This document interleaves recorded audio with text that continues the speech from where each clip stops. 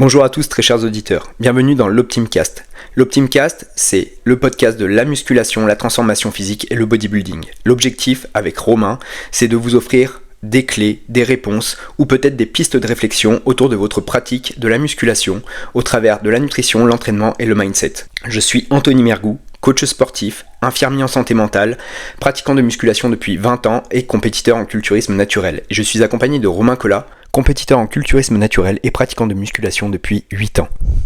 Nous avons voulu que ces podcasts soient le plus vivants possible. Ainsi, il est possible que parfois certains sujets ne soient abordés qu'en surface. Donc n'hésitez pas, si vous n'êtes pas d'accord, si vous souhaitez débattre, ou si tout simplement vous avez des interrogations, à nous les mettre en commentaire et nous y répondrons dans de futurs podcasts.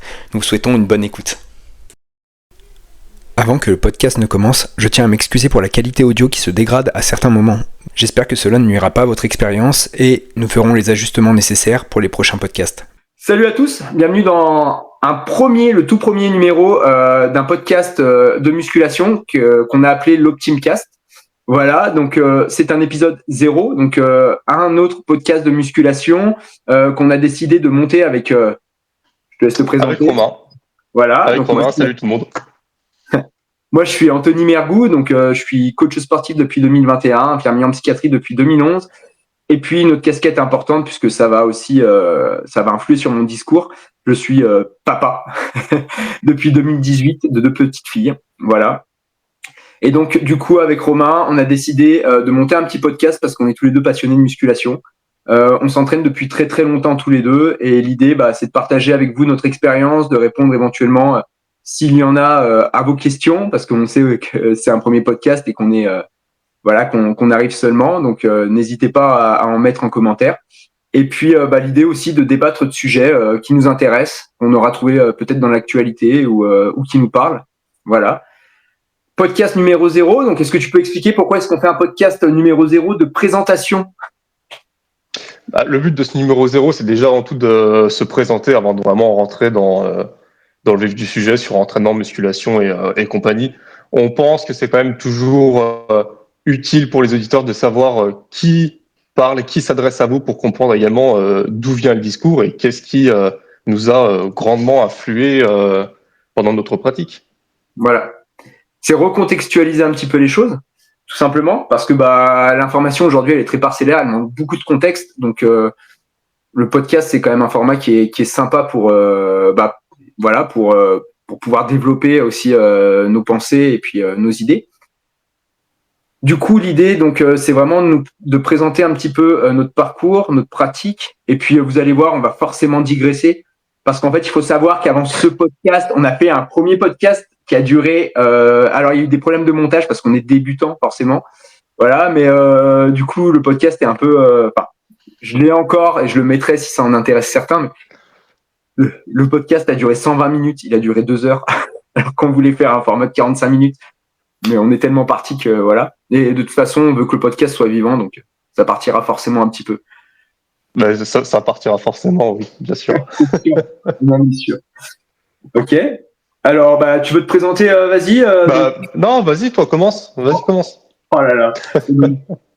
Donc, comme je le disais, avant la petite présentation succincte, je m'appelle Anthony Mergou, voilà. Je suis coach sportif depuis 2021 et puis je suis infirmier en psychiatrie depuis 2011. Du coup, donc je vais vous relater un petit peu mon parcours au niveau de la musculation. J'ai débuté la musculation vers l'âge de 15 ans de mémoire. Et donc du coup, ça fait 20 ans. Ça fait 20 ans que je pratique la musculation. Alors, c'est important parce que du coup, il y a 20 ans, le monde de la musculation était totalement différent, notamment le monde de la musculation sur Internet. Ça veut dire qu'on avait très, très, très peu d'informations. Donc, du coup, alors, pour en revenir un petit peu sur le côté Internet et forums, etc., parce que c'était vraiment, on n'avait que ça. En fait, sur Internet, il y avait 3 forums à l'époque. Il y avait musculation. Alors, il y avait des petits forums comme ça, un peu annexes. Moi, j'étais sur un forum, ça s'appelait musculation.com. Voilà, c'était un truc qui était complètement inconnu. Il y avait Musculaction, qui existe encore, je crois. All Musculation. Et puis, il y avait un petit forum un peu privé qui s'appelait Smart Weight Training. Et en fait, ça, c'est l'ancêtre de Superphysique. Voilà. Donc en fait, du coup, pour dire, il y avait très, très peu d'informations au final. Voilà. Et puis, donc, j'ai débuté, moi, je me rappelle, à l'âge de 15 ans. Alors, au début, j'étais gros quand j'étais petit, mais c'est pas vraiment ce qui a motivé le début de ma pratique. J'étais gros. J'ai perdu du poids très, très rapidement. Je crois que j'ai perdu 8-10 kilos en 2 semaines à l'époque. Du coup, un peu un changement au niveau d'image, mais je me suis pas tout de suite mis au sport. J'avais perdu beaucoup de poids parce que j'avais un oncle en surpoids qui avait fait un gros problème cardiaque. Et du coup, ça m'avait fait un déclic et j'avais dit, il faut que je perde. Donc, puis bah bien sûr, j'avais pas énormément confiance en moi non plus. J'étais pas le mec qui plaisait aux filles, tout ça. À une époque où c'est important, j'étais pas, je répondais pas non plus à l'idée que je me faisais entre guillemets ouais, on va dire d'un mec, tu vois, d'un homme et tout. Donc, il y avait une image de moi qui était un peu biaisée. Et du coup, bah perte de poids, etc. rapide. Ça entraînait une petite, une petite distorsion de l'image qu'on a de soi. Je vais pas utiliser le terme, mais voilà. Et du coup, bah, ça se faisant, au bout d'un moment, je me rappelle, je me suis fait emprunter ma bécane, parce que j'avais une 50 à l'époque. Ça paraît con, hein, mais c'était vraiment un emprunt, parce que le mec me l'a demandé genre gentiment, tu vois, mais j'ai flippé un petit peu, je me suis senti un peu humilié, tu vois, d'avoir flippé, parce que chez moi, il fallait surtout pas se laisser faire. Et du coup, donc je vais filer un peu dans la crainte, tu vois. Et en plus, les mecs étaient super sympas, hein, ça s'était bien passé et tout, enfin, tu vois, tranquille. Mais je m'étais un peu senti humilié et du coup, là, je m'étais fait défoncer, je me rappelle, en rentrant à la maison par mes parents. Parce que, alors, fallait surtout pas que je me laisse faire à l'époque, tu vois, c'était un peu humiliant. Puis j'avais prêté on n'avait pas, voilà, mes parents étaient ouvriers, il n'y avait pas beaucoup de thunes, j'avais prêté ma bécane, voilà. Et du coup, j'avais dit, je me mets à la musculation, au sport de combat, c'est fini, machin. Bon, on voyait que j'ai été très marqué quand même par l'image des mangas et des films d'action. Et du coup, c'est comme ça que j'ai fait mes premiers pas, mon entrée dans une salle de musculation. Voilà. Donc, musculation, donc j'ai attaqué chez Marc Mermet. Donc, j'ai eu de la chance parce que socle très très fort, déjà de base, parce que c'était le président de la Fédération française d'haltérophilie, musculation, force athlétique à l'époque et culturisme. Enfin, du moins, il chapeautait beaucoup. Il chapeautait beaucoup le culturisme. Il organisait des compètes de culturisme naturel, des open dans le village où j'étais. Donc, ça faisait partie des plus grosses compètes naturelles. Voilà. Bah, de toute façon, il y avait que cette fédé. Donc, je suis arrivé dans une salle, on va dire, avec une certaine éthique et puis une certaine mentalité autour du naturel, de l'effort, etc. Beaucoup de judoka, beaucoup de force athlétistes, etc. Et donc de là, bah, j'ai fait entre guillemets, mes premières armes comme ça. Bon, avec peu de Et résultats. ça ressemblait à quoi ton entraînement sur au moins sur cette première année Bah, au début, c'était l'entraînement d'un débutant, tu vois, donc on m'avait mis beaucoup sur machine. Ouais. J'avais un petit passé sportif parce que j'avais toujours fait un peu de sport par-ci par-là, une année d'un truc, une année d'un autre truc. Donc je me débrouillais bien, mais non, c'était beaucoup de machines, je m'en rappelle, ouais. Je faisais pas mal de machines, un peu de curl, un peu de trucs comme ça, un peu d'haltère. Je crois que j'ai mis 1 an et demi ou 1 an avant de passer sur une barre de développé couché, quoi. Tu vois? Ah oui, ça a pris du temps, quoi. Ouais, parce qu'en fait, si tu veux, j'ai tout de suite accroché. J'allais un peu m'entraîner, tu vois, j'allais m'entraîner après les cours, j'accrochais très très vite à l'effort. Mais par contre, en fait, faut se dire, je connaissais pas les culturistes, je connaissais absolument rien à ce monde. En fait, je connaissais pas les culturistes, je connaissais pas l'AFA, je savais même pas qui était Arnold. Pour moi, c'était un acteur, tu vois, un mec musclé dans les films d'action. C'était pas du tout un culturiste. J'y connaissais absolument rien. Et il y avait des photos au mur, tu vois, de compétiteurs de la salle. Et je les regardais, je me disais, putain, ils se sont photoshopés, tu vois, pour faire des belles photos. Parce que, tu sais, je connaissais rien au TAN, tout ça, tu sais, je voyais des corps bronzés, je me disais, elles sont photoshopées, c'est pas possible. Les mecs, ils peuvent pas être balèzes comme ça, tu vois. Et en fait, bah, ouais, voilà. Au début, si tu veux, moi, l'entraînement, j'y connaissais absolument rien. Par contre, je me rappelle des informations qu'on me donnait et que j'écoutais pas parce que j'étais jeune. Et elles étaient déjà très pertinentes, tu vois, à l'époque, quand je fais le retour dessus. C'est-à-dire en gros bombarde les féculents, mange un peu de protéines parce qu'il en faut un peu plus, mange des fruits et des légumes et à la salle pousse et fait monter les charges, quoi. C'était un peu l'idée, tu vois. Est-ce qu'à cette époque, il y avait déjà des conseils sur la longévité ou on n'y pensait pas encore on n'avait pas le recul nécessaire là-dessus? Ah, la longévité, bah même sur les forums, hein, à l'époque, de toute façon, tu sais, c'était tellement un milieu de niche, un peu la musculation à l'époque. Même sur les forums, la mentalité, c'était squat, deadlift, bench. Je me rappelle, faut pousser lourd.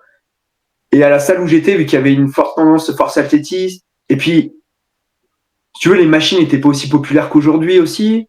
Enfin, il y avait plein de choses qui jouaient. Bah non, la longévité, si tu veux. Moi, je vois même les gérants de ma salle actuellement, ils ont fait du squat, je pense qu'ils ont fait du deadlift, de la force athlétique. Ils ont fait pas mal de choses. Ils s'entraînent encore, quoi. Tu vois.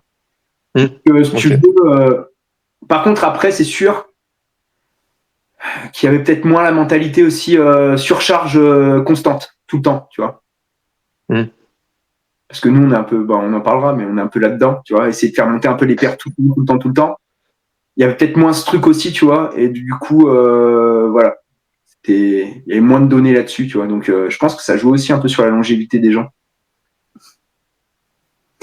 Ouais, de Voilà. toute façon, quand t'es jeune, les conseils longévité, t'en as un peu rien à faire, hein. Franchement, ça te passe par-dessus. Ouais, voilà. C'est vraiment, c'est exactement ça. C'est ça. Bah, après, Ouais, faut aussi comprendre que quand t'as 18-20 ans, ouais, enfin, t'es invincible, quoi. bien sûr. Tu te fais un petit bobo, tu fais une nuit de 10 heures, le lendemain, t'es comme neuf, tu repars, et puis Ouais, c'est bon, quoi. Donc forcément, au début, quand on te dit, ah, tu vas te blesser, tu vas peut-être te faire mal, tu te dis, non, mais c'est bon, les vieux, là, vous c'est ça. m'emmerdez.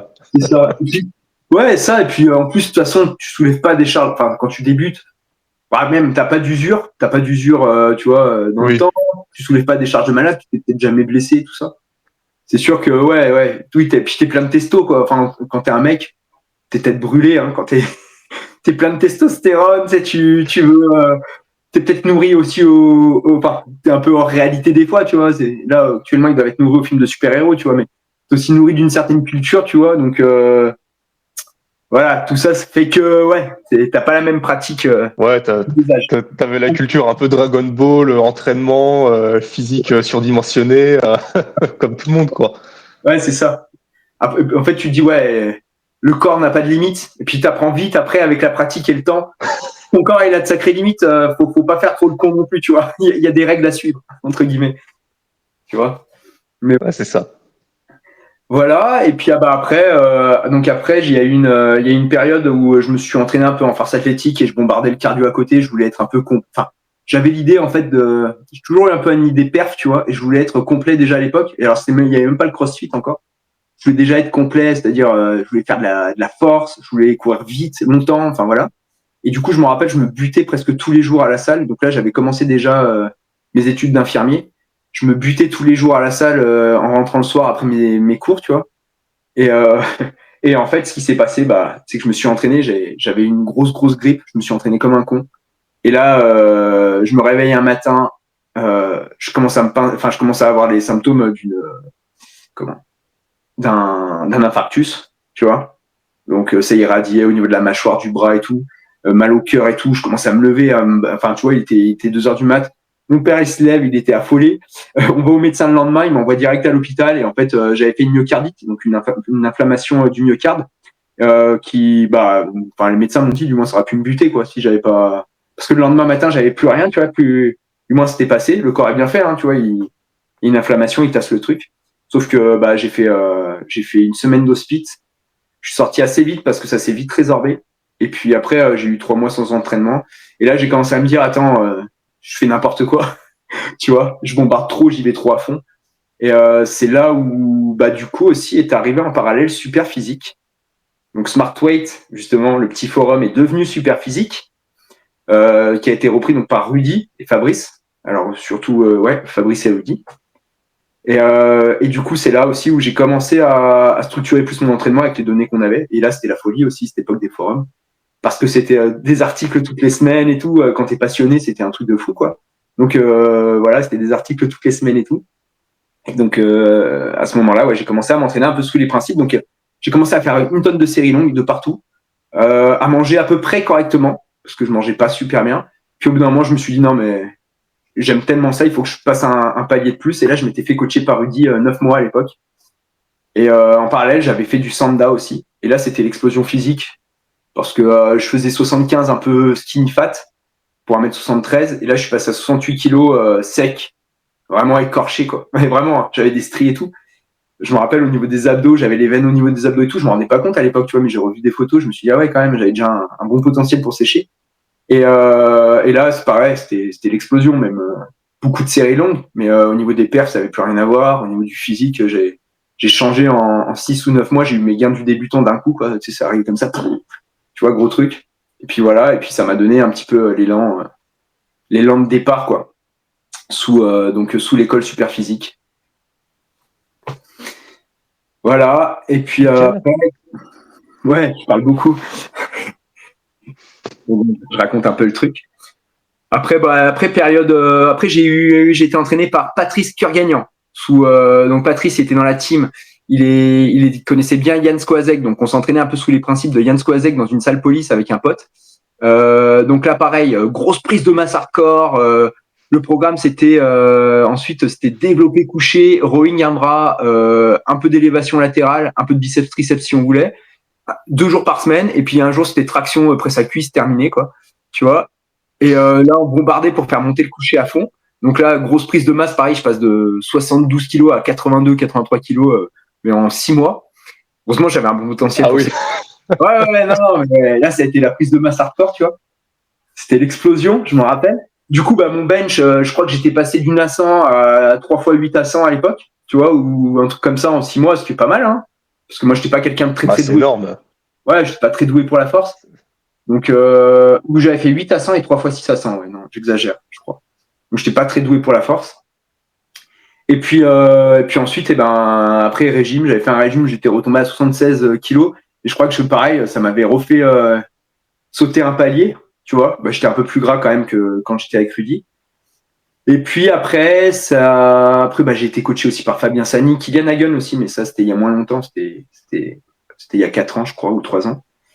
Voilà, pour les coachings. Et puis, j'ai aussi vogué dans le CrossFit. Donc, j'ai fait un peu d'haltérophilie dans un club. Il y avait une putain d'ambiance. J'ai fait du CrossFit aussi à CrossFit Villeurbanne avec Jean-Philippe Gamme, qui m'a beaucoup marqué dans sa pratique du sport. Donc, lui, il s'en rappellera peut-être pas. Mais je me rappelle, moi, à l'époque, il m'avait dit des super trucs au niveau de la pratique, tu vois, du CrossFit. Entre le CrossFit... moi, j'appelais ça du CrossFit martial parce qu'il venait des arts martiaux. Donc lui, c'était vraiment un CrossFit adapté pour la vie quotidienne, ouvert à tous et qui devait déboucher sur une augmentation des capacités physiques plus qu'un CrossFit de compétition qui visait à performer absolument, tu vois. Donc avec donc un aspect très très santé. Enfin, du moins, c'est comme ça qu'il me l'avait transmis. Après, j'ai aussi fait du CrossFit. Comment sur l'entraînement? Par exemple, tu vois, je me rappelle, moi, je faisais des butterfly pull-up. Parce que j'avais des grosses capacités de mobilité, tout ça. Donc le CrossFit, c'est pareil comme l'haltéro, c'était des trucs qui étaient un peu. Je suis arrivé dans une salle d'haltéro, je descendais déjà en squat d'arraché, tu vois. J'ai jamais eu aucun souci là-dessus. Après, mon plus gros mon point noir, c'était la force, de manière générale. Mais par contre, au niveau mobilité et tout, j'étais très à l'aise, donc je maîtrisais très très vite beaucoup de mouvements. Par contre, voilà, il m'avait dit clairement, il me dit, écoute, ce que tu fais, c'est cool pour de la compète, c'est bien de savoir le faire et tout, c'est chouette. Il me dit, voilà, ton corps, il marche bien et tout, il fonctionne bien. C'est cool, mais il dit, mais c'est pas ce qui va être le plus. Alors à l'époque, hein, après, maintenant, le CrossFit a beaucoup évolué, mais c'est pas ce qui va être, ce qui va se retranscrire le plus dans tes activités sportives, le butterfly pull-up, ou même pour le reste des mouvements CrossFit, tu vois. Il me dit, il vaut mieux maîtriser à fond un bon keeping, tu vois, et des tractions, etc. Enfin voilà, être bien optimal là-dessus, et tu vas voir que ça aura beaucoup plus de répercussions sur ta santé, sur tes pratiques sportives, et même à l'époque il m'avait dit ça, hein, et même sur les suites de l'apprentissage des mouvements en CrossFit, tu vois. Bon, maintenant ça a évolué le CrossFit, mais voilà, à l'époque j'aimais bien cette mentalité-là. Voilà. Et puis je me rappelle, moi par contre j'ai toujours eu l'aspect compète, hein, quand même. J'avais beaucoup de mal à m'en détacher. À l'époque, il y avait Jean-Philippe Gamme qui était un putain d'athlète et je me rappelle, je le voyais et je disais putain, je veux faire comme lui, quoi. C'était un master, il était super fort. Voilà. Ensuite, donc, ma pratique après, des fois, j'ai repris la musculation un peu par intermittence. J'ai toujours fait de la musculation en parallèle du CrossFit et toutes les activités que j'ai fait. J'ai fait de la boxe française aussi. J'ai toujours eu plusieurs activités sportives. Et puis, j'ai fait du CrossFit aussi à Bourgoin. Là, je me suis fait une petite rupture du sartorius à cette époque sur un squat lourd, enfin lourd pour moi. J'étais sur 5 fois 160, ça passait super bien en plus. Et là, à la 5e, j'entends paf, comme un élastique qui pète. Ah, je reste en bas, pas de douleur, tu vois, mais je reste en bas. Je dis, je peux plus remonter, je lâche la barre. Je dis putain et tout. Donc tout le monde me regarde et tout, ils me disent oh non mais ça doit être un truc un peu frotté ou machin. Je dis ouais bof. Et du coup, j'avais une petite rupture du sartorius. Bon, et du coup là, je me suis dit, il faut peut-être que je fasse un petit peu attention. Donc j'ai abandonné un peu le CrossFit, je me suis remis à la muscu à cette époque. Et là, en me remettant à la muscu, donc je recommence à suivre Superphysique, à me remettre sur les forums. Et Rudy, je pense qu'il a vu sur mon log que je progressais bien. Et du coup, là, il m'a proposé de faire les Superphysique Games. Donc 2018 et 2019, j'ai fait 2 fois les Superphysique Games. Voilà. Et puis là, après, j'ai plus jamais lâché vraiment la musculation. J'ai passé, après, je parle un peu de vie perso après, mais on va d'abord présenter un peu l'entraînement et la diète. Voilà. Et puis du coup, de là, j'ai continué jusqu'à récemment. Donc après, je me suis beaucoup entraîné en home gym, hein, quasiment tout le long. Je me suis entraîné en home gym jusqu'en 2022. 2022-2023, du coup, je me dis, quel objectif avoir en musculation, tu vois, parce que j'avais l'impression quand même que faire monter tout le temps les charges, tout le temps chercher la surcharge, tu sais, je commençais à avoir 32 ans, j'avais 2 gosses, je commençais à avoir plus une idée de longévité, tu vois, de santé. Je me disais, la charge à tout prix, ça restait mon jeu, tu vois, c'est resté un truc que j'aime, c'est toujours là, mais je me dis, bon, je vais peut-être aller chercher autre chose en termes d'objectifs. Donc là, du coup, je reviens à ma première salle de musculation, donc qui était tenue par Marc, qui était tenue par François, mais toujours Marc Mermet qui était un petit peu derrière tout ça. Et du coup, avec l'idée un petit peu de peut-être essayer le culturisme, tu vois. Je commençais à voir 2022 le culturisme, il commençait à prendre un nouveau visage, il se transformait un petit peu, et je me disais putain c'est cool quoi. Tu vois, ça a l'air pas mal et tout, j'aime bien la mentalité, le posing, vraiment il y a des mecs, Samuel Hartmann, des gens comme ça qui proposaient des super trucs en posing et tout, je trouvais ça magnifique. Voilà, et puis une mentalité qui me plaisait un petit peu et je me suis dit allez, j'hésitais un peu entre deux fédés, la WNBF et la FF Force, du coup qui renaissait un petit peu. Et du coup, Marc Mermet, qui œuvrait toujours un petit peu d'une certaine manière dans la FF Culturisme, la fédération française. Et du coup, il m'a dit, allez, viens faire une compète avec nous et tout. Et c'était ma première compétition, donc en 2023. Et puis, j'en ai refait une en 2024. Voilà. Et donc, première compétition, j'étais content parce que très beau plateau. J'ai fait vice-champion de France. Et deuxième compétition, alors le plateau était moins fourni.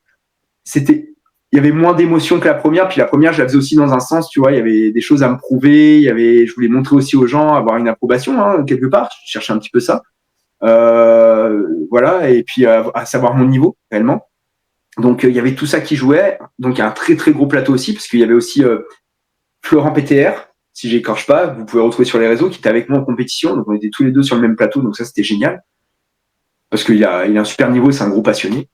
Et du coup, voilà. Et puis, c'était aussi symbolique parce que c'était en lien avec le décès de mon père aussi, qui était mort en 2020 d'une rupture d'anévrisme. Ça, c'était un gros déclencheur aussi sur le fait que je passe mon diplôme de coach. Parce que pour moi, ça a été une grosse remise en question de là où j'allais dans ma vie, quoi. Parce que même si j'adore mon métier d'infirmier en psy, il y a toujours ce truc de coaching qui la muscu, c'est ma passion, quoi. Je me suis dit à un moment, il faut que j'en fasse quelque chose. J'ai envie d'aider. Enfin, comme entre guillemets, je prends soin des gens dans le métier d'infirmier, j'ai envie d'aider les gens dans le coaching, en fait, à prendre soin et puis à progresser, quoi. C'est parce que moi, ça m'a tellement apporté. Voilà. Et puis du coup, oui, ouais, voilà, je pense que j'en ai beaucoup dit. Actuellement, voilà, je m'entraîne toujours.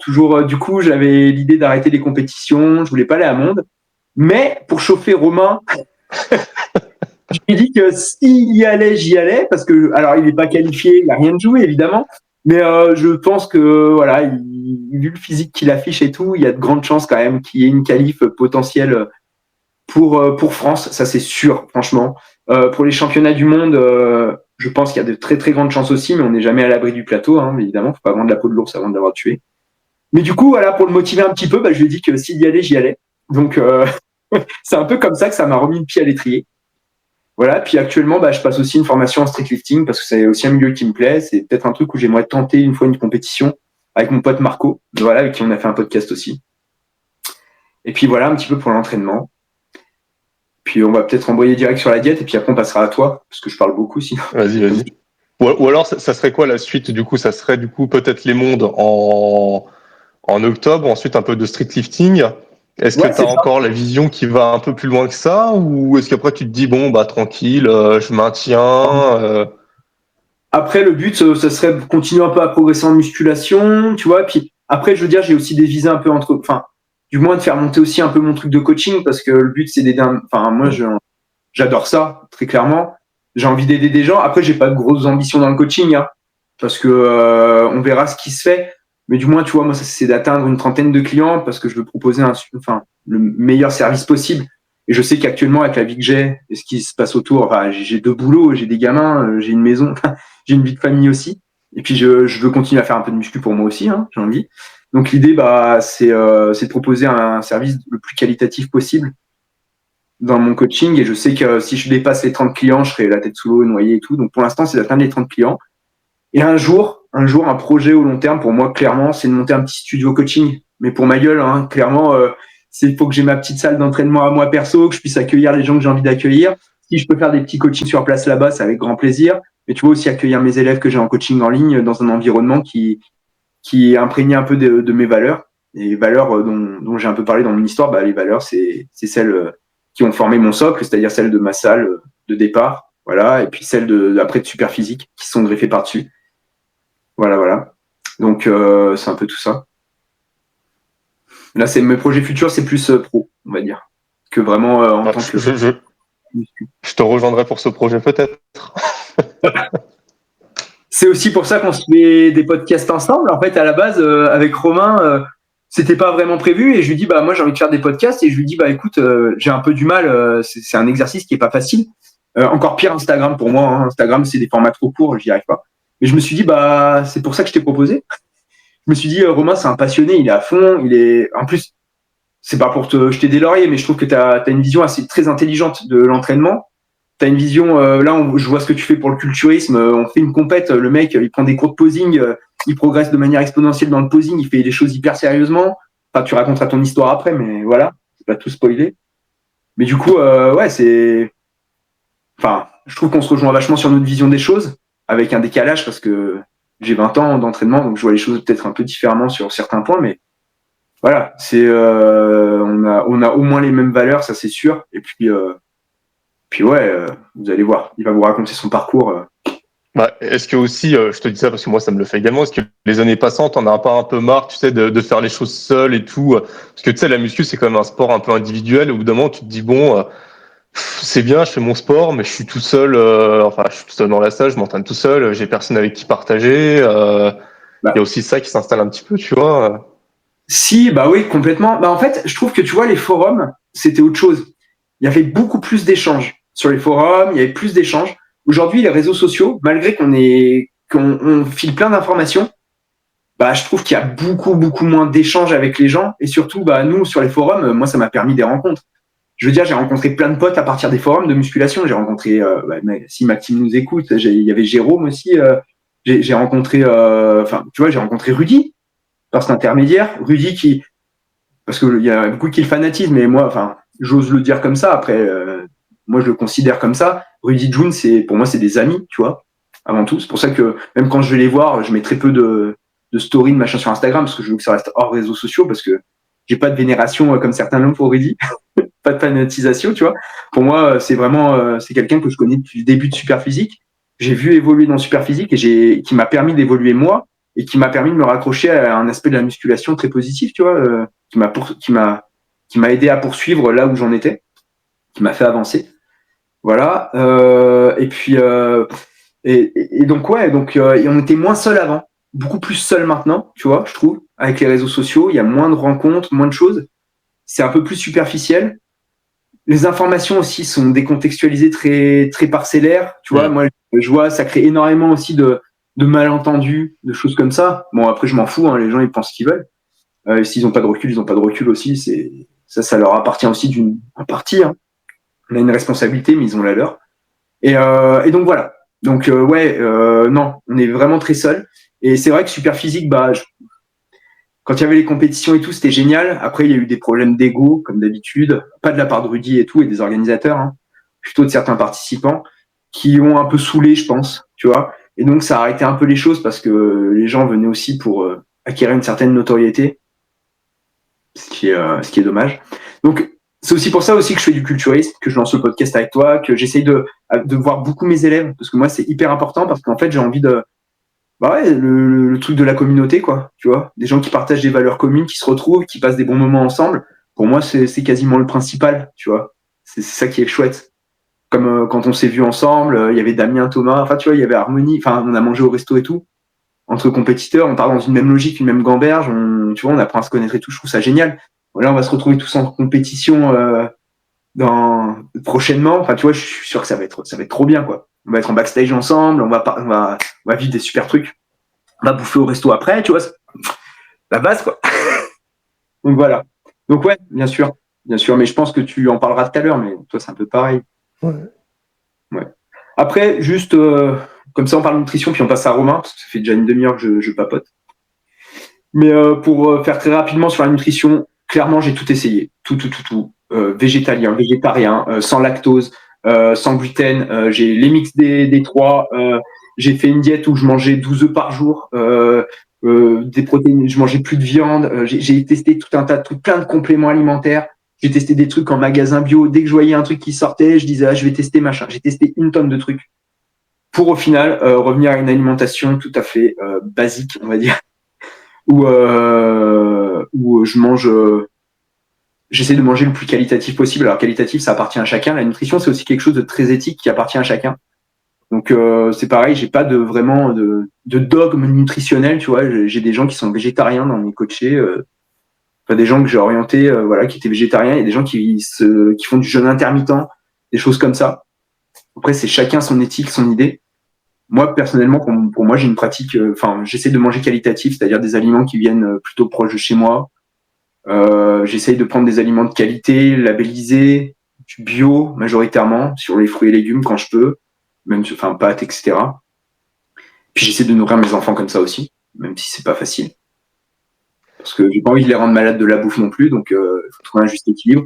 Et après, je me fais plaisir sans me prendre la tête. C'est-à-dire que s'il y a des moments sociaux, je mange ce qu'il y a, même s'il faut manger un fast-food avec des potes parce qu'ils décident de tout ça aller au fast-food, je fais pas mon casse-couille, je vais manger avec eux et je mange ce qu'il y a. Et vu que c'est de toute façon tellement rare, ça a absolument aucun impact, même sur ma santé en général, je pense. Et puis, je consomme des compléments alimentaires quand même. Avec l'âge, ma complémentation a bien évolué. Voilà, donc plutôt multivitamines, oméga 3, créatine, et puis beaucoup de protecteurs articulaires, collagène, glucosamine, acide hyaluronique, des choses comme ça. Parce que moi, c'est ma plus grande crainte, parce que je sais qu'on a beaucoup d'arthrose dans la famille, par excès de mobilité, donc quelque chose où je fais un peu attention. Et puis voilà. Hein. À toi, Romain, quand même, parce que ça fait une demi-heure. Ah non, mais c'est intéressant, c'est quand tu digresses que c'est le plus intéressant, tu vois.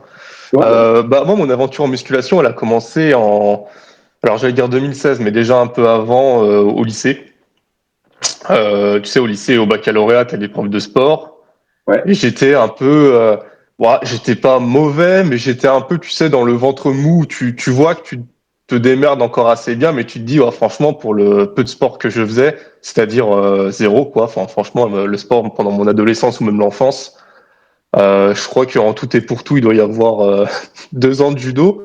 Puis encore, quand je t'ai dit judo, ça devait être 2 heures le samedi. Donc, en gros, il y a 3 fois rien, tu vois. Donc, tu avais zéro Donc, en arrivé, ouais, franchement, antécédent sportif, c'est une catastrophe. Il y a rien. Et tu vois, ce qui m'a sauvé, c'est vraiment d'avoir commencé la muscu à 18 ans.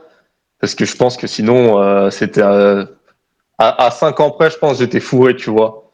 D'accord. Mais au lycée, tu sais, au début, je t'y connais pas grand-chose. Tu fais un peu comme dans les films. Tu te dis, oh, vas-y, il faut que je reprenne l'entraînement, que je sois meilleur et tout. Tu fais un peu des pompes, un peu de muscu, un peu d'halter. Tu vas courir. Tu sais, c'est vraiment les trucs de base que tu vois dans les films. Mais au début, ça suffit à progresser. Puis après, bon, les années lycée passent. Et là, je pars à Dijon pour commencer mes études à l'université.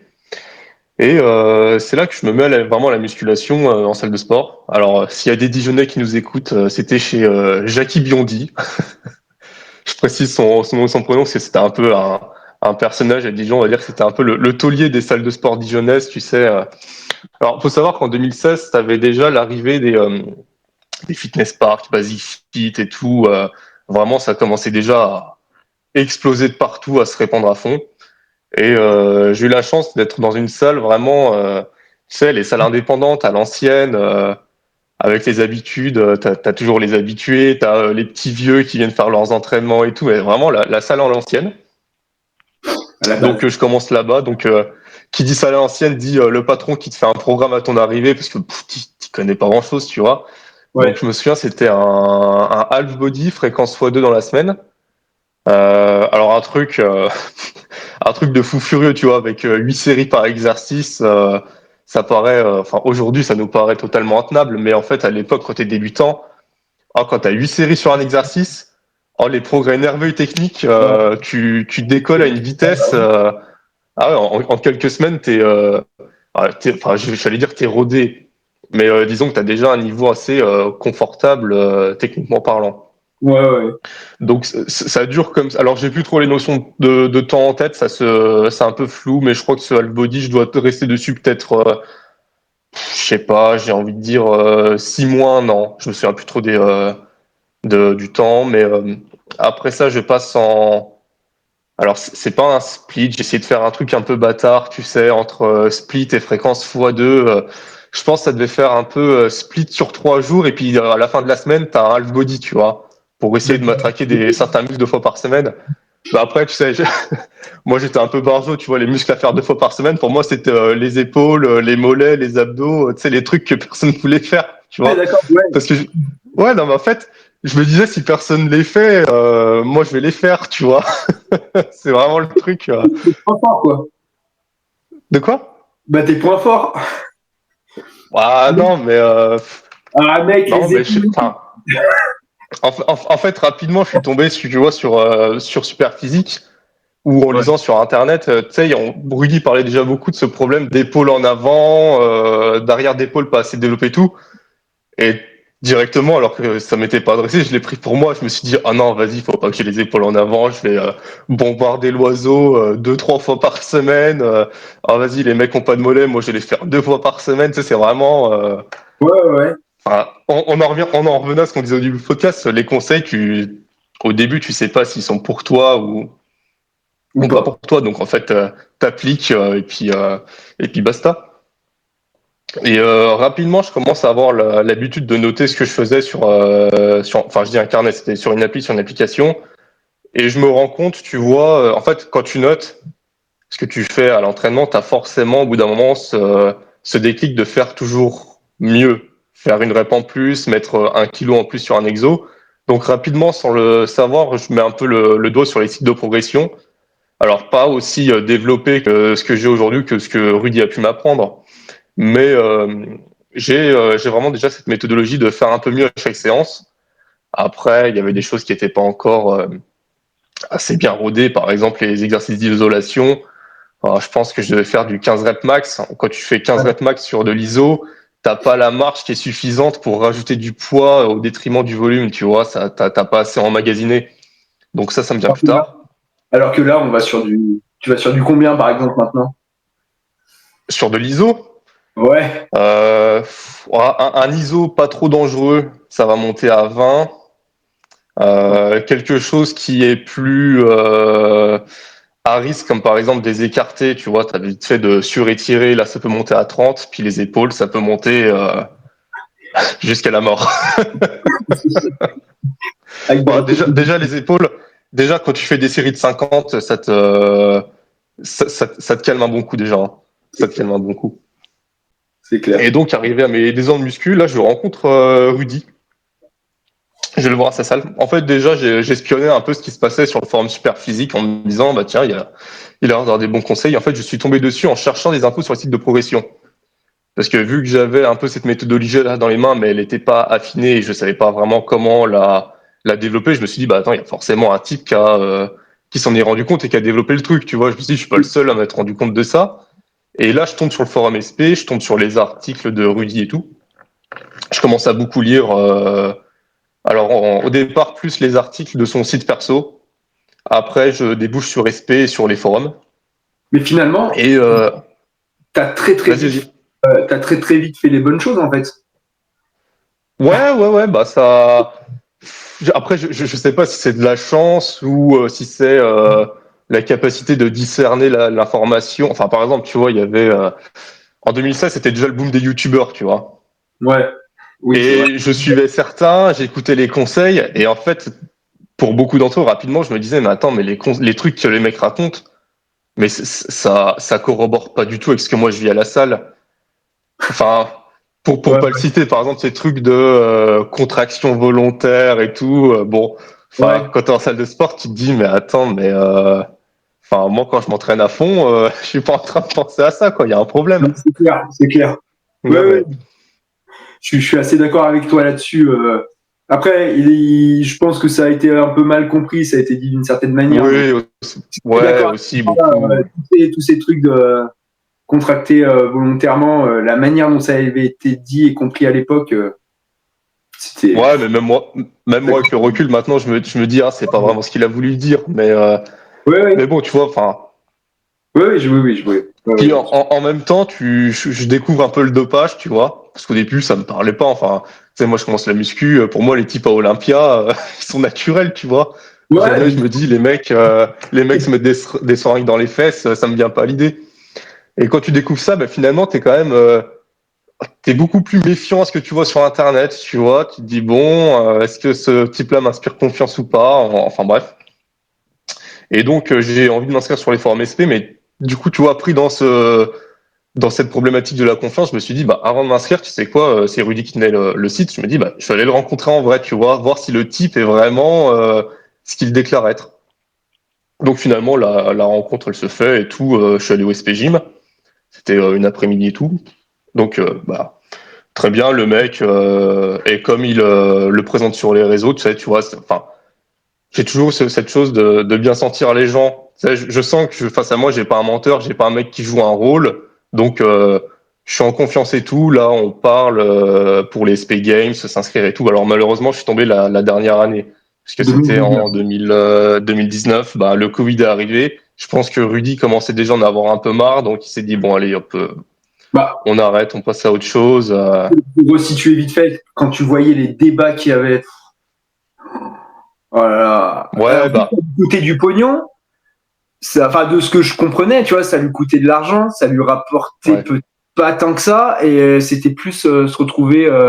Ouais, moi je voyais ça comme se retrouver entre potes, tu vois, personnes qui partagent les mêmes valeurs à fond, et puis se donner au maximum dans ce qu'on aimait, tu vois, et partager ça. Mais il y avait des débats, mec, mais c'était la folie, quoi. Bah, tu sais, quand tu étais à distance, tu devais filmer tes perfs et les envoyer. Puis le peu que j'étais resté sur le groupe Facebook, tu voyais, tu avais des gens qui se plaignaient. Ah ouais, vous m'avez compté 21 reps. Pour moi, il y en a 22 qui sont bonnes et tout. Ah, t'as envie de dire, putain, mec, tu nous fais chier, quoi. Ouais, Franchement, tout le ouais. monde est là pour passer un bon moment et toi, tu nous emmerdes avec ta rep qui manque. C'est bon, quoi. Enfin, bref. Pas vrai, ouais. Donc, malheureusement, les SP Games, ça n'a pas duré longtemps pour moi. Je me suis inscrit sur le forum dans la foulée. Donc, 19, je sais même plus. Je vais pas dire de date, je vais certainement dire une connerie.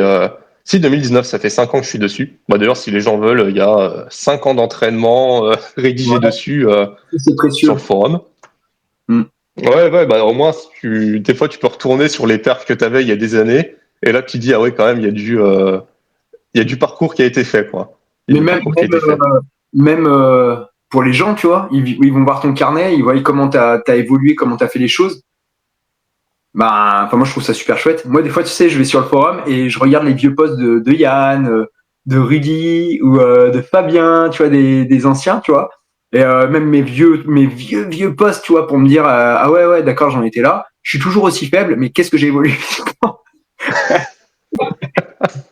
Ouais, vas-y. Donc de là, alors à mon arrivée, là, je passe en split vraiment classique. Tu sais, le split à l'ASP, vraiment truc de base qui marche bien. J'inclus dedans évidemment tous les exercices pour les Superphysique Games. Donc on avait développé couché, traction, dips. Est-ce qu'on a... non, on avait squat avant, rameur. Ouais, Et je crois qu'il m'en manque un. Rowing planche. Enfin bref, je pars là-dessus. Donc juste ça pour dure le temps que ça dure parce que Juste pour ceux qui ne savent pas, les Super Physique Games, c'est des compétitions de force-endurance. Donc, on était classés selon le niveau qu'on avait sur le club Super Physique. Donc, vous savez, le tableau Super Physique qui regroupait les perfs. On a été classés en catégorie sur la dernière année, parce que les années d'avant, c'était au poids. Là, on était classés par catégorie on va dire, de niveau. Et du coup, on avait des perfs à faire. Donc, par exemple, moi, je me rappelle au front squat, la dernière année, c'était un maximum de reps à 110 kilos à faire au front squat. Et on n'avait pas le droit à plus de 3 secondes de rest pause à chaque fois. Donc, voilà. Ça, c'est juste pour donner le cadre. Il y avait un 500 mètres rameur. Et à la fin, ben, il y avait des qualifs, donc au début, sur les mouvements qu'on allait faire. Et puis, il y avait les super physique games à la fin, après ces qualifs, justement, où là, on se retrouvait tous et c'était la baston, quoi. Entre guillemets. Vas-y. Où est-ce que Oui, d'ailleurs, oui, Ouais. je passe en split et ça, c'est vraiment la méthode d'entraînement que j'ai gardée jusqu'à maintenant. Enfin, je sais que là, on a la mode de la fréquence et tout, mais je sens bien que ça va mal finir si je me mets là-dedans. Enfin, tu sens que niveau récupération, niveau articulaire, tu sens quand même que ça bouffe pas mal les tendons, les articulations. Donc, je suis toujours resté sur mon split. Au moins, je me dis, c'est la sécurité, je progresse. Après, j'ai toujours cette chose de tant que tu progresses, tu touches à rien. Tu vois ce que je veux dire? C'est pour ça que, contrairement à toi, j'ai peu expérimenté tant que ce soit sur l'entraînement, sur la diète. J'étais toujours dans l'optique de me dire, bah, en fait, si tu veux, je voyais bien que des gens autour ne progressaient pas. T'avais des gars qui étaient là depuis un moment, ils progressaient pas. Moi, je voyais que je progressais. Je me suis dit, bon, dans le doute, tant que ça fonctionne, tu touches à rien, tu laisses comme c'est, et tant que ça avance, c'est bon signe. Donc, clairement, moi aussi, j'ai eu mes plus gros résultats avec des splits très classiques, voire même en m'entraînant 3 fois par semaine, en fait. Ça marchait à fond. Vas-y. Enfin, juste une expérience, quoi, là-dessus. Donc après, bon, bah, les années passent, progression classique. Là, je commence un peu à approfondir la notion de cycle grâce à Rudy. J'ai fait, bah, comme toi, la méthode SP. Enfin, franchement, ça, c'est hyper formateur. Hein. Bien sûr. Enfin, franchement, si vous avez du temps, un peu de caillasse, parce que c'est quand même une grosse formation à payer, enfin là, ça vous fait économiser un temps monstre. Hein. Vous apprenez plein de choses. Après, il y a un abonnement à 20 euros par mois. Je veux dire, c'est pas non plus. Enfin, on te saigne pas non plus, quoi. Non, c'est clair. Et puis quand t'aimes ça, alors moi franchement les trucs qui m'ont plus aidé dans mon métier de coach, c'est clair, c'est mon métier d'infirmier en psy. Ça a été ma plus grosse plus-value parce que j'ai appris tellement, enfin plein de trucs sur la psychologie, donc en termes de que ce soit prépa mentale ou même, tu vois, j'arrive à vite enfin après c'est mon métier, mais bref ça m'a beaucoup aidé dans mon truc de coaching. Mais si à ça je devais rajouter vraiment le truc très concret, tu vois, lié à l'entraînement et tout, la méthode SP. Et puis, bah, après, évidemment, les livres. Mais la méthode SP, c'était vraiment, parce que j'ai suivi 2 formations. La FMCS, Fitmass Coaching School, je l'ai même fait, tu vois, parce que je me questionnais sur la méthodologie de Nassim. Et puis, j'ai suivi, donc, la méthode SP. Et la méthode SP, ça a été vraiment sur l'entraînement, la diète, cumulé à mon truc d'infirmier, ça a été les 2 trucs qui ont vraiment matché, qui m'ont vraiment guidé mes coachings, quoi. Bah, franchement, pour 20 euros par mois, ça vaut le coup. Ou même les livres de Gundil et de Lavier. Mais tu vois, j'en parle souvent avec des gens qui se disent un peu passionnés de muscu, mais en fait, tu te rends compte qu'il n'y a pas un seul livre sur l'étagère, quoi. Ou même sur le forum SP, des fois, on nous demande des conseils. Ah bah, qu'est-ce que je pourrais faire pour apprendre, pour être mieux à l'entraînement, en diète et tout. Il y a un truc super simple. Vous achetez des bouquins? Bah, non, mais celui-là, c'est la Bible, tu vois. Enfin, je me dis, tu fais de la muscu, t'as pas lu le tome 2 de Delavier. Ah putain, mec, t'as pas lu la Bible. Même, regarde, je t'en montre un autre. On a eu des auteurs en France. En fait, je pense qu'on se rend pas compte de la chance qu'on a. On a des Delavier, des Gundil. On a des mecs qui s'entraînent depuis 40 ans, qui nous livrent leur savoir. On a Rudy, qui est passionné à fond, mais qui a connu Gundil, mais qui est passionné à fond depuis des années. Tu vas chez lui, il a une bibliothèque, elle est pleine de bouquins prépa physique, muscu. Mais tout ce qui touche, il y a du cardio, on a Christophe Cario aussi en France.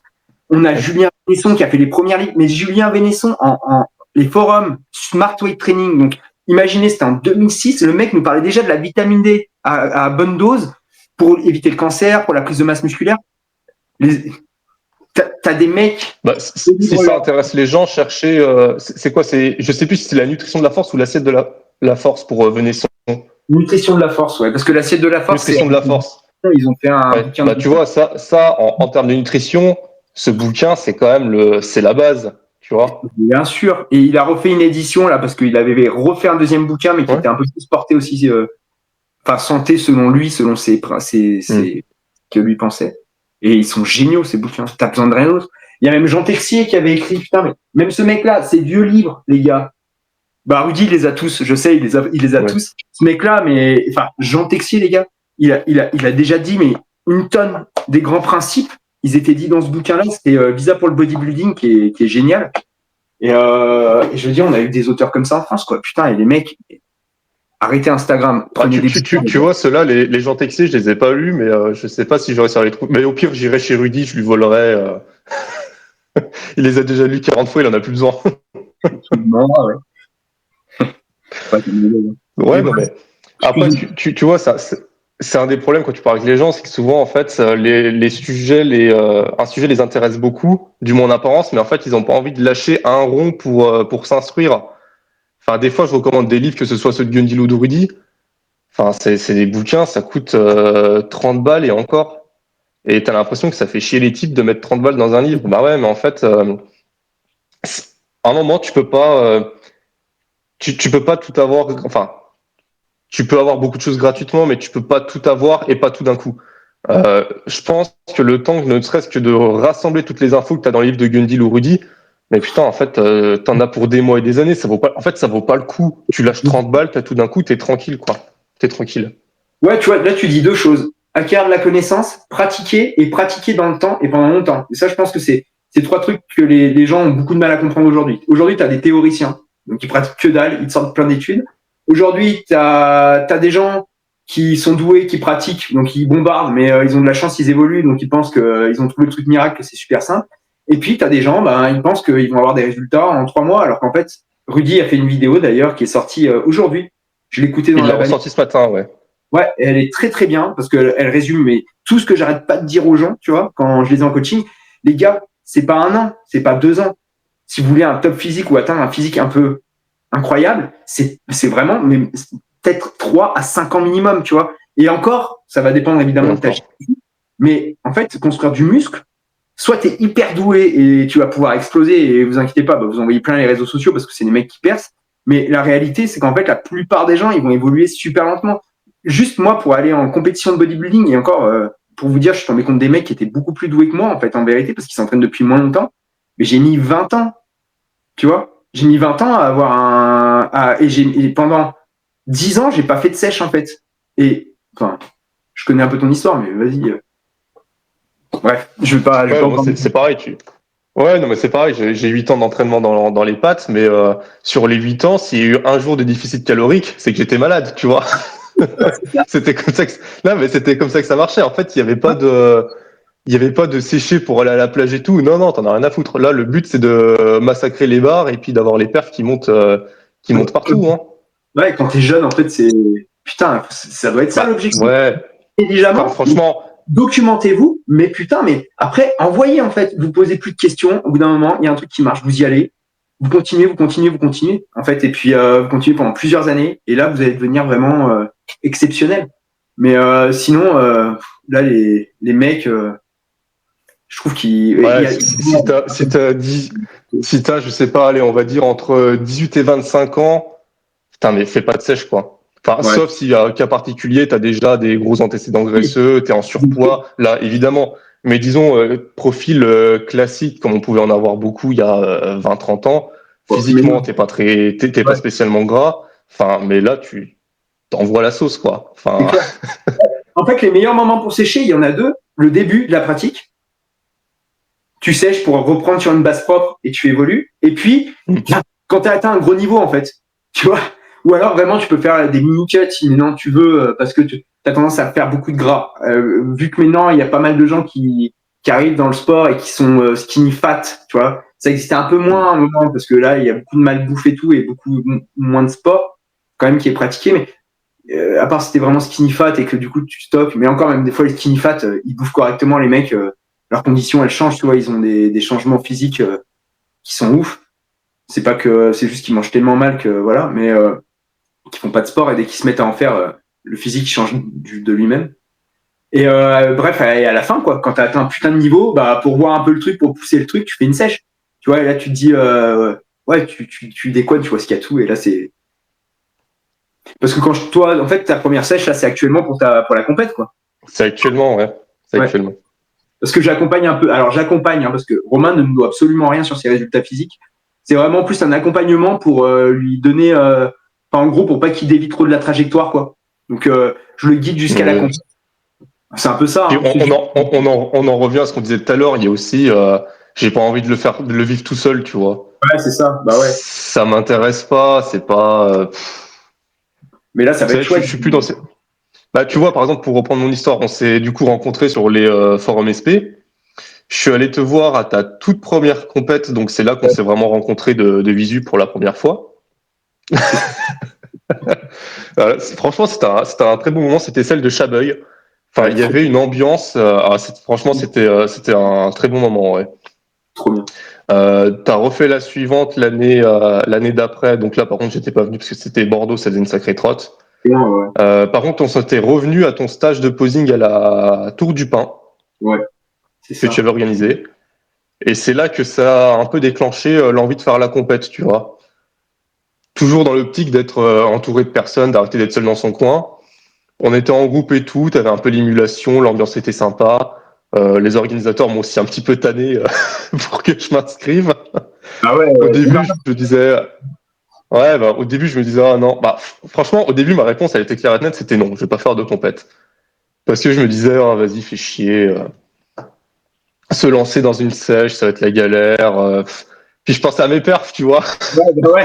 je me disais, oh là là, les barres, elles vont fondre à une vitesse.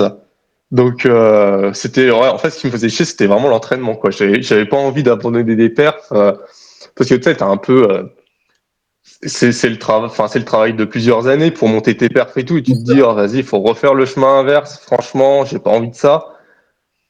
Puis bon, au bout d'un moment, je réfléchis et tout, puis je me dis, bon, niveau perf, bah, je suis pas au bout, mais quasiment, tu vois. Je commence à toucher du bout des doigts la finalité.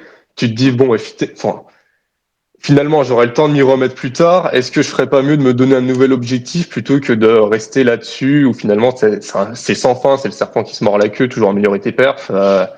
Enfin, t'améliores d'un côté, tu essaies de bosser un autre exo, tu repères de l'autre, tu reviens récupérer ce que t'as perdu. En fait, ça n'a pas de fin.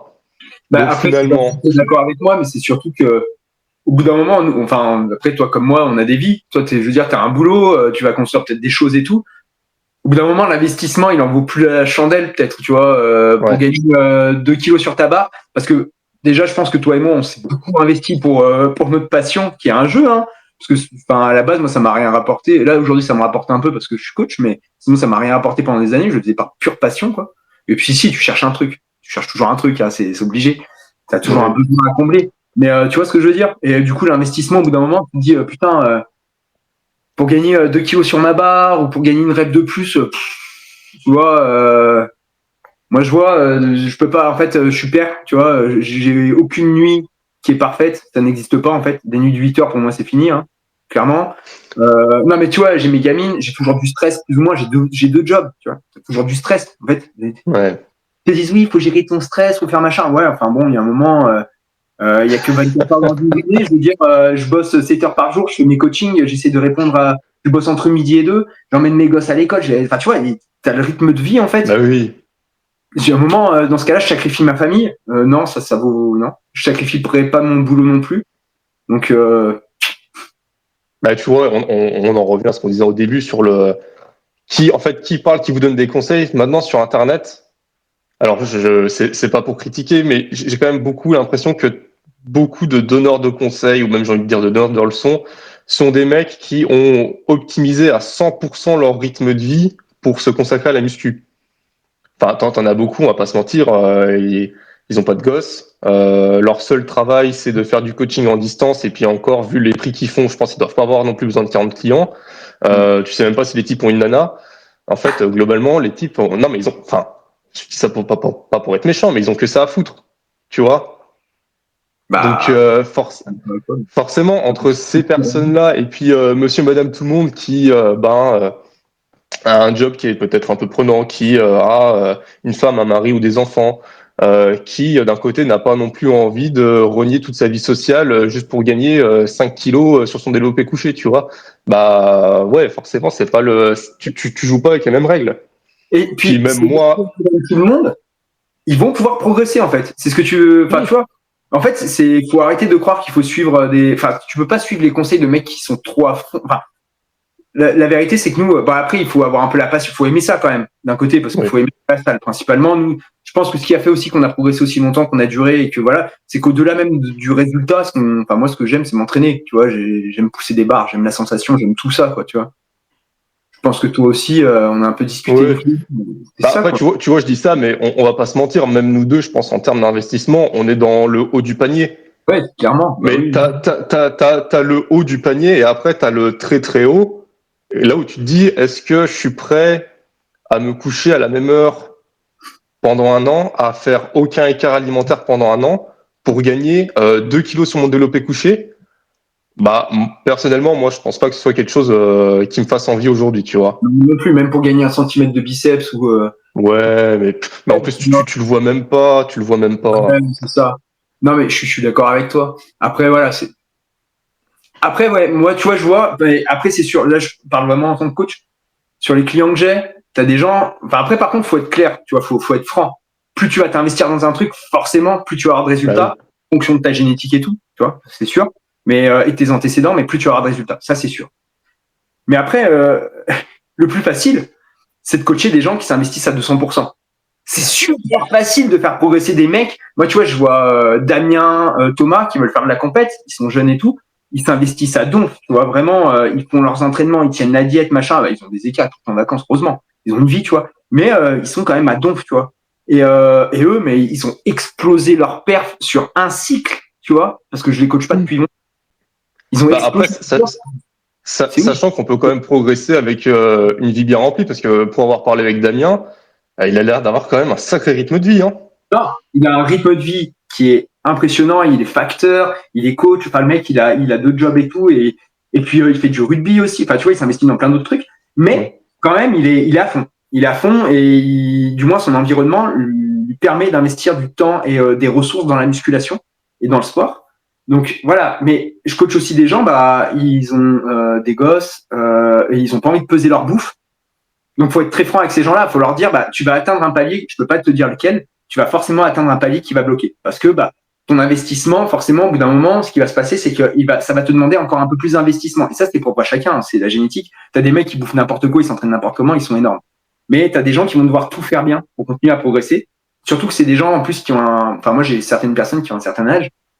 Donc, un certain âge. Ils sont pas vieux, tu vois. Et quand tu commences à 35 ou entre 30 et 40 ans, tu commences à 15 ans, 18 ans, c'est pas le même. C'est pas la même. Bah, non.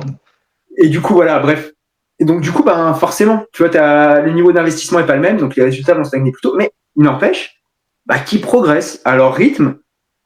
Ils progressent des fois, ils progressent pas du tout, mais ils sont à la salle, ils s'entraînent, ils passent leur moment à eux, et en fait, ils trouvent un autre aspect dans l'entraînement qui est vachement bénéfique. Ils ont une bulle à eux. Ils font, ça va leur permettre de maintenir des facteurs de santé hyper importants. Et puis, ils ont quand même une progression physique, tu vois, une petite progression physique. Elle vient plus lentement, mais elle est là. Donc voilà, l'investissement, ouais. Des fois, mais ils ont besoin d'une adaptation de l'entraînement et de la diète. C'est obligé. Tu peux pas leur demander les mêmes choses qu'un gamin de 15 ans ou 20 ans. T'as que tes études et t'as que ça à foutre. Tu te couches à l'heure fixe et tu vas à la salle, tu pousses, tu manges. Fini, quoi. Tu vois. Enfin bref. C'est ça. Vas-y, je te laisse continuer, excuse-moi. Ouais, après, niveau entraînement ou parcours, je pense que j'ai un peu fait le tour. Donc là, je suis en préparation pour déjà les qualifs et ensuite les championnats de France à la FFF, qui auront lieu en qualif en avril et France en mai, si ma mémoire est bonne. Après, peut-être encore plus, on verra. On croise les doigts. Moi, on verra. Parce que, mais après, voilà. Après, c'est particulier. Après, la suite, après ça, franchement, j'en sais rien. Je vais peut-être revenir à mon gros split de bourrin et je vais retourner chercher mes perfs et puis voilà. Faire des vidéos avec Anto. Par exemple, peut-être. Voilà, parce que je vais faire un peu de YouTube, donc tous les deux, moi, ça serait trop bien. Ouais, on verra. Moi, ça me botte bien. Après, tu vois, là, j'ai l'objectif de la compète, mais j'ai pas plus de visu sur ce que je vais faire après. Donc, je verrai à ce moment-là. Sinon, pour parler de la diète, y a rien de, j'ai rien de bien extravagant à vendre, malheureusement. C'est C'est vraiment du classique de chez classique, tu sais. Tu fais un repas, bah t'as, je sais pas, de la viande, du poisson, des œufs ou je ne sais quoi avec des féculents puis des légumes et puis basta quoi. Il y a rien de miraculeux. Mais non, mais oui, c'est ça. Plus simple, plus ça marche. Puis en fait, faut quand même avoir quelque chose qui soit tenable sur le long terme. Ouais. Par exemple, moi, je compte pas mes calories, tu vois. Hmm. Je fonctionne en termes de quantité. Bah, je sais que là, par exemple, là, tiens, j'ai le papier à côté de moi. Je sais que, par exemple, le midi, je mange 120 grammes de riz. Bah, j'ai noté à côté 120 grammes de riz, ça fait 3,5 tranches de pain de mie ou alors 540 grammes de patates, tu vois. Et je tourne sur des trucs comme ça, tu sais. Non, mais vraiment, Mais enfin, bon, faut viser la simplicité parce que maintenant, tu as beaucoup de mecs qui font, tu sais, c'est la diète flexible. Cette fameuse diète flexible où tu manges ce que tu veux, mais par contre, il te faut 3 quarts d'heure pour traquer ce que tu as bouffé dans ta journée. Bah non, mais en fait, moi, j'ai pas envie d'être là avec MyFitnessPal à scanner tout ce que je mange dans la journée. Non, c'est bon, quoi. Tu bah vois? ouais, ça, c'est un choix aussi. Hein. Moi, je sais que je m'en servais un peu parce Ouais. que, tu vois, quand t'as besoin de flexibilité, si t'as besoin d'un peu de flexibilité quand t'es papa ou machin, parce que tu vois, bah, ma femme, genre, je fais à bouffer à mes gosses, ils mangent pas du tout comme moi, tu vois. Hmm. Je vais pas demander à mes gosses de bouffer du riz blanc et tout. Donc, souvent, moi, je fais des rajouts. Des fois, j'ai besoin de moments sociaux avec ma famille. Donc, des fois, je fais des adaptations, mais quand je suis en mode compète et tout, j'essaie quand même de suivre ma diète. Quand je suis en compète, je suis un peu rigide et strict parce que, bah, je suis comme Ouais, ça. mais c'est normal. Mais hors compétition, par contre, oui, je m'en fous si je mange je mange un demi-pain de plus ou il y a 10 grammes de Bah oui. féculents. Sachant que pour une prise de masse, principalement, si vous essayez de faire du muscle, que vous ayez 10 grammes de glucides en plus par jour ou 20 grammes, C'est ce que j'allais dire. J'allais dire ça. Franchement, pendant des années, j'ai pas enfin, les seules choses que je pesais, c'était les féculents. De toute façon, ouais. les légumes, ça vaut que dalle. Donc, en fait, t'envoies tant que tu peux. Après, tu as des choses super simples à peser. Par exemple, peser du fromage blanc de la compote, ça prend 3 secondes, tu vois. Ouais, c'est ça. Après, c'est sûr que si tu te mets à découper tes morceaux de viande pour qu'ils fassent 120 grammes pile et tout, puis après, tu sais, tu te retrouves avec des chutes de poulet ou de bœuf, non, mais là, tu bouffes tout. Franchement, mange tout. Tu t'en fous. T'es pas à la fin de ta journée. La réalité, c'est que t'es pas à 50 ou 100 kilocalories près. Mais ça, tu vois, je l'ai fait à un moment. Je parle hors compétiteur, hein. Ouais. Mais tu vois, sur ce truc de diète flexible, des fois, je parle avec des types à la salle et tout, puis eux sont là-dedans et en fait, ils te disent ah bah ce soir j'ai tant de calories à manger pour autant de protéines et tout. Enfin, je me dis mais les gars, mais votre vie, elle est horrible, Bah, elle est nulle. c'est une Enfin, justification et c'est un juste milieu en fait. Que tu fasses ce jeu-là, que tu t'amuses avec ça et tout, que tu quantifies, c'est cool. Par contre, à un moment, il faut peut-être voir, surtout qu'il faut prendre du recul et se dire, est-ce que ça nuit à ma vie sociale? Est-ce que ça nuit à mon quotidien? Est-ce qu'en fait, ça nuit même à mon plaisir, tu vois? Parce que est-ce que du coup, j'aimerais pas manger un petit peu plus de viande et là, du coup, je me contrains à manger 50 grammes de viande dans l'assiette, bah parce que c'est marqué sur MyFitnessPal pour tenir mes protéines. Tu vois, c'est là où ça devient un peu aliénant et ça peut devenir un peu fou, tu vois. ouais. Parce que franchement, quand tu fais une prise de muscle, la réalité, c'est que ces petites variations journalières, elles auront très très peu d'impact, même Mais sur même si tu as mais mangé. lycée sur l'année, c'est rien du tout. C'est rien Bah du non, tout. non, non, Surtout qu'en général, on mange toujours à peu près pareil. Donc, si tu fais la moyenne, en fait, généralement, tu tombes à peu près bon, quoi. bah oui, c'est ça. Je veux dire, Ouais. personne. Enfin après, quand on fait de la musculation et qu'on a envie de progresser, on a aussi l'hygiène de vie, un peu le lifestyle qui va avec. Alors il y en a qui ne le veulent pas. Bah, moi, quand même, la plupart de mes élèves, même s'ils veulent pas quantifier et tout, ils essayent d'avoir une alimentation saine. Et de toute façon, le but aussi, après, là, je parle en tant que coach, mais c'est d'améliorer un petit peu les choses. C'est pas forcément d'aller vers un absolu parfait, etc. C'est d'améliorer simplement un petit peu l'hygiène de vie des gens, tu vois. Donc, il y a des gens, ouais, la majorité des gens, ils mangent quand même bien, propre, tu vois. Et après, moi, je vois quand il y a des gens en prise de masse, quand ils mangent un peu plus de viande, machin, ça Ça a se aucun voit pas. impact. Hein. Les mecs, ils progressent pareil à la salle, ça joue en rien, tu vois. Ouais, le pire, c'est même, tu sais, maintenant, t'as des mecs qui sont là-dedans, qui ont genre 2 mois de muscu dans les pattes. Et t'as envie de leur dire, mais franchement, à 2 mois de muscu, mais enfin, moi, je me souviens de mes repas à 2 mois de muscu, c'était tu vas au magasin, tu prends les steaks hachés, déjà, tu les bouffes par deux, c'est la base. T'achètes tu sais, les sachets de semoule, là, t'en tac 200 grammes, tu bouffes tout, puis voilà, il n'y a pas de je vais compter machin. Non, non. Enfin, franchement, si les gars, si vous êtes comme ça, Ça faut dépend du envoyer, type, hein. Ça dépend d'où tu pars, effectivement. Bah oui. Après, oui, on parle forcément, si quelqu'un est déjà en surpoids, oui, forcément, ne faites pas ça, mais. Ouais, bien sûr. Même si ta diète, elle est bien foutue, en gros, que tes lipides sont bien répartis, que tes portions de viande sont bien réparties et tout, tu fais à l'œil, tu tomberas toujours à peu près juste au bout d'un moment parce que tu vas avoir l'habitude et ça va marcher, il n'y aura pas de souci, c'est toi qui cuisines. Si après, c'est sûr que tu vas au resto 4 fois par semaine, que tu t'empiffres comme ouais, là, non. Voilà. Ouais, franchement, je dis là pour ceux qui nous écoutent, simplicité, vous prenez la feuille, vous faites vos équivalences alimentaires et vous êtes tranquille. Équivalence alimentaire, là-dessus, pour les féculents, j'ai riz, pâtes, c'est pareil. Pain de mie et patates, parce qu'en fait, je sais que c'est les choses que je mange tout le temps. Bah ouais, c'est ça. Tu vois, en fait, tu te rends compte que tu bouffes toujours pareil. Bah oui, enfin, si tu compares ton caddie de course 2 mois en mois, en général, tu as toujours la même chose dedans. Hein. Ouais, c'est ça. D'ailleurs, c'est aussi un truc hyper important, je trouve. On parlait de connaissance de bouquins tout à l'heure, mais tu vois, même la connaissance un peu des macronutriments, la nutrition des aliments, ça vient un peu. Il faut pas être un ayatollah, faut pas commencer à être aliéné par ce truc-là.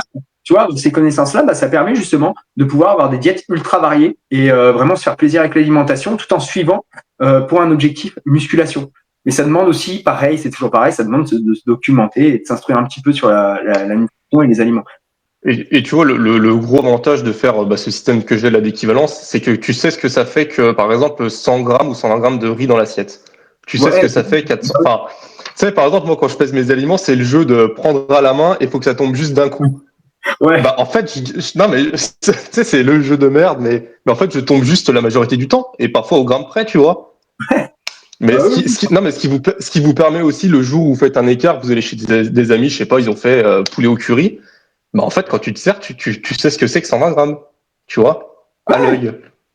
Oui, puis même en fait, tu regardes, si ta diète est bien répartie en théorie, alors ça va dépendre, c'est toujours pareil, ça va dépendre du contexte d'où vous partez et tout, mais on va dire pour quelqu'un qui a pas trop de soucis prise de gras, ok, voilà, on va dire quelqu'un dans la moyenne entre guillemets, bah en fait, même si vous allez manger majoritairement, même quand vous mangez au resto, en fait, une fois que tu comprends un peu le truc, souvent le resto, qu'est-ce qu'il va y avoir en trop par rapport à un repas un repas que vous pouvez vous faire qui est équilibré, beaucoup trop de lipides majoritairement. Souvent, c'est très protéiné. Faut pas vous en faire, vous allez prendre de la barbaque au resto, vous allez avoir 200 grammes de barbaque dans l'assiette, alors que sur un repas, tu vas en manger 100, 150, tu vois. Bon, après, ça dépend de ta taille et tout, mais voilà. Et puis, majoritairement, ça va être très riche en lipides. Et si vous prenez un dessert, riche en glucides, du coup. Mais en fait, faire une régule après sur la journée, c'est super simple et ça n'aura aucun impact sur votre progression avec une petite régule, à part si vous faites ça tous les jours. Mais si vous faites ça une fois par semaine, vous faites une petite régule sur la journée, si vous avez vraiment envie d'optimiser les choses, ça n'aura aucun impact. Bon, bah, c'est bon. Par exemple, moi, pour reprendre du poids, j'ai dû monter jusqu'à 4000 calories. Limite, tes écarts du week-end, en fait, ils sont nécessaires. Parce qu'en fait, si tu les as pas, tu sais que le poids, il va redescendre. Après, ça, c'est un extrême. Hein. Franchement, quand on est là, c'est vraiment que tu as du mal à prendre du poids. Mais ça a été mon cas. J'ai jamais réussi à passer les 83 en mangeant 4000 calories. Au bout d'un moment, je me dis stop.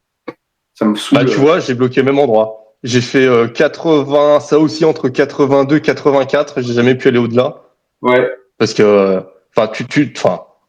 pour ceux qui ont l'habitude de manger comme ça et qu'en plus n'ont pas un gros appétit, c'est vraiment, je vais pas dire une souffrance, mais t'es pas bien. T'es là, t'es au-dessus de ton assiette, tu la regardes, tu commences à transpirer à grosses gouttes. Rudy s'était foutu de ma gueule un jour chez lui. Puis en plus, quand tu manges des quantités énormes, t'es amorphe, t'es en digestion. Moi, je me souviens, mes premières années de fac, là, j'avais un cours de linguistique le mardi à 13h. Le midi, c'était le gros tube de riz, tu sais. Dedans, tu balances les macros à la moutarde, format familial, évidemment, parce que c'est pas pour déconner. Ouais, donc tu bouffes tout ça. Ah putain, le cours d'après, tu t'écoutes pas grand-chose. Hein. Non, mais franchement, t'es pas opérationnel. C'est clair, t'as envie de dormir. T'es pas opérationnel pour bosser. Ouais. C'est ça, tu dors. Et quand c'est ça, 2-3 fois par jour, au bout d'un moment. Tiens, tu parles un peu de tes études et tout. Du coup, là, t'as fait quoi comme études?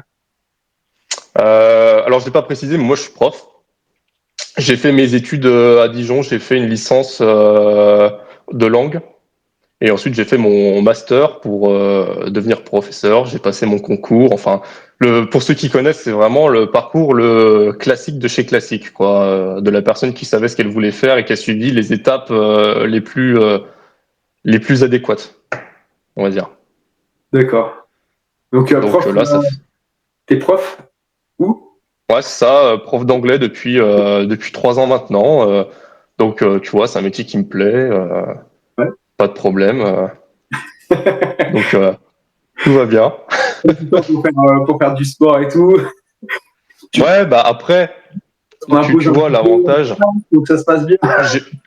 Je vais être honnête avec les gens. J'ai quand même un rythme de vie qui me permet de m'entraîner dans des conditions qui sont sympas. En fait, quand tu es prof, tu peux demander un peu à aménager des heures. Si tu veux, moi j'ai très vite compris que si tu prenais ce que tout le monde voulait pas faire, tu pouvais récupérer les trucs qui t'arrangent. Donc D'accord. c'est-à-dire par exemple, bah tu vois par exemple ceux qui sont parents, ils ont par exemple pas spécialement envie de bosser le mercredi après-midi parce que bah faut faire garder les gosses, c'est chiant. Ouais. Certains voudraient avoir le vendredi après-midi de libre. Et ben en fait moi je prends tout ce qu'ils ne veulent pas faire. Puisqu'en fait, j'en ai rien à foutre d'avoir ce temps libre de là. Moi, ce que je veux, c'est une après-midi de libre pour m'entraîner, tu vois. C'est tout. C'est pareil. Le reste, le reste, je m'en fous. Je leur ai dit, vous pouvez me compacter mes heures, me faire un truc horrible. Si j'ai mon après-midi, c'est tout bon. C'est tout bon.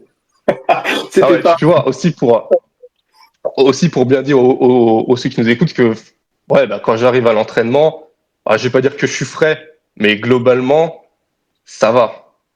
Ouais. Ouais. Ça joue dans la balance, hein. Ça joue dans la balance. Bien sûr. Après, mine de rien, si on a. Ça, par contre, c'est un truc que je défends. Si on a vraiment envie, peu importe la vie qu'on a, on peut toujours faire un peu, tu vois. Oui, non, mais bien sûr. Bien sûr, après, c'est sûr que c'est plus confort. Mais tu vois, là, moi, je me lève à 5h30, je m'entraîne avant le taf.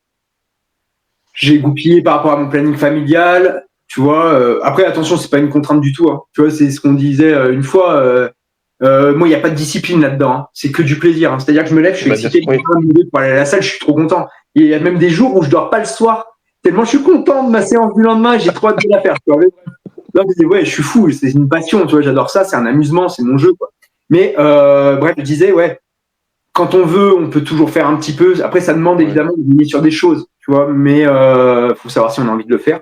Il y a toujours des adaptations possibles. Après, c'est sûr que quand on a la vie qui est un peu plus cool et calme, bah, on progresse beaucoup plus. Et c'est, à mon avis, c'est là aussi, on dit le vieillissement impacte. Il y a pas, c'est pas que le vieillissement du corps. Le vieillissement du corps participe. Il y a aussi le fait qu'on progresse forcément en charge et à l'entraînement. On devient plus fort aussi avec le temps et plus optimal et voilà. Mais il y a aussi le fait que les responsabilités augmentent. Et donc, les adaptations à faire aussi. Et le stress augmente aussi. Et après, bon, tout dépend des choix qu'on fait. Mais en tout cas, moi, c'est ce que j'ai constaté dans mon vécu, c'est que se lever à 5h30, les entraînements sont pas pareils que quand tu es étudiant et que j'allais sport à 6h30 du soir, après m'être tapé un peu de TGV en mode repos où je me foutais comme ça, je dormais dans le train, j'allais à la salle, je prenais un café, c'est bon, j'étais OP 6h30, je faisais mon entraînement jusqu'à 8h30, j'étais à fond, tu vois. Je me souviens aussi à 18 ans, je me souviens c'était la première année, les lundis, je finissais les cours à 19-20 heures. Bon, t'es à la salle jusqu'à 22 heures, mais t'en as rien à foutre, tu vois, déjà, parce que t'as que ça à faire. Ouais, c'est ça. Et puis, de toute façon, tu sais que tu récupères à 18 ans, donc finalement, tu t'entraînes 20h, 22h, et puis c'est bon, hein, c'est ça passe. Ça passe. Ouais. Bon, on va peut-être conclure ici parce qu'on est déjà à 84 minutes, donc je vais le diviser en deux parties de. Ouais, c'est bien. C'est bien 40 minutes, ça sera bien, je pense, comme ça voilà. L'idée, donc, pour ceux qui sont arrivés au bout, déjà, merci. Et puis, l'idée de ces podcasts, c'est qu'avec Romain, on essaye d'en faire toutes les 2-3 semaines environ. De toute façon, on a plein d'idées de contenu. Donc, l'idée, c'est de faire ça toutes les 2-3 semaines avec des thématiques et puis surtout de vous aider au max. Enfin, je pense que c'est le principal. Hein, nous, on est passionnés, donc on passe un super moment entre potes à discuter muscu, donc ça nous plaît, perso. Mais le truc, voilà, c'est aussi que vous, ça vous apporte un maximum. Donc là, c'était surtout des présentations. Voilà, donc c'était l'épisode 0 de l'Optimcast. Et puis, on vous dit au prochain numéro. T'as quelque chose à dire, Romain ? Non, c'est bon, t'as tout bien fait, nickel. J'ai trop parlé. Non, très bien, mais c'est quand on digresse que c'est le plus intéressant, tu vois, ça insuffle de la vie. Tout. Allez, bah salut les gars, Allez. les filles aussi. Et puis à la prochaine. Ciao, à la prochaine.